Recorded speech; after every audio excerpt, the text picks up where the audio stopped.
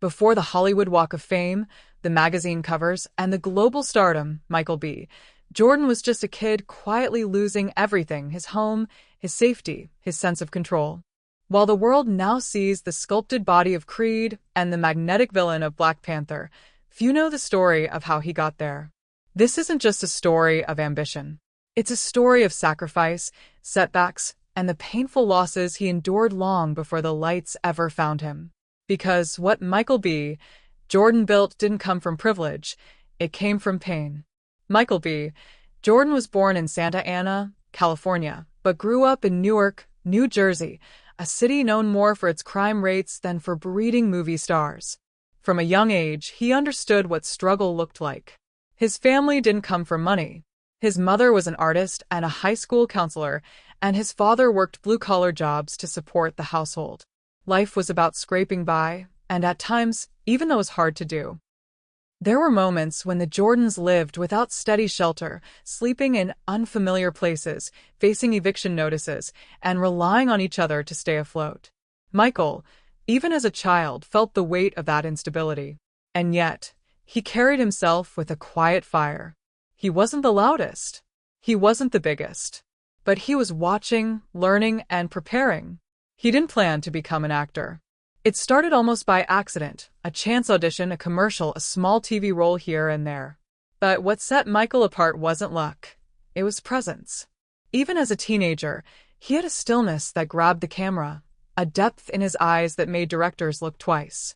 His early role in The Wire as Wallace, just a teenager at the time, was so raw and heartbreaking that it became one of the show's most unforgettable performances. He made audiences feel the terror, the innocence, the betrayal. And he did it with minimal lines and maximum impact. But when the season ended, so did the job. There was no safety net. No fame yet.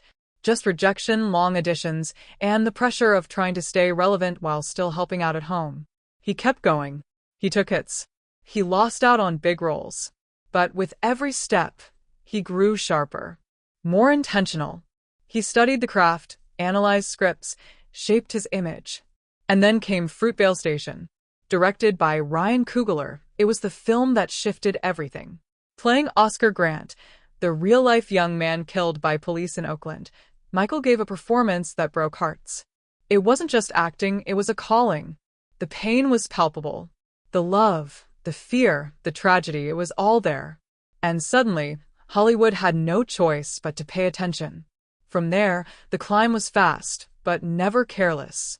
Creed reintroduced him to the world, not as the underdog, but as a force.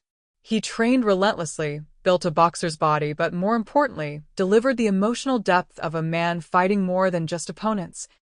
Fighting legacy, grief, and identity. And just when people thought he had peaked, he flipped the script. Black Panther gave him Eric Killmonger, one of the most compelling villains in cinematic history. But Michael didn't play him as a villain. He played him as a wounded soul, shaped by loss, rage, and injustice. People didn't just understand Killmonger. They related to him. That was Michael's power, making even the darkest characters feel heartbreakingly human. But through all the fame, the red carpets, and the headlines, Michael never lost sight of where he came from. He built his own production company, Outlier Society, to create space for stories that Hollywood often ignored. He pushed for inclusion writers, hired Black creatives, and gave platforms to underrepresented voices. He didn't just want roles, he wanted change. And he was willing to build it himself. Behind the muscles and the million-dollar smile is still that same boy from Newark. The one who lost more than he ever let on, who carried the weight of his family, and who never once forgot what it felt like to be overlooked. He turned pain into purpose, silence into strength, and rejection into motivation.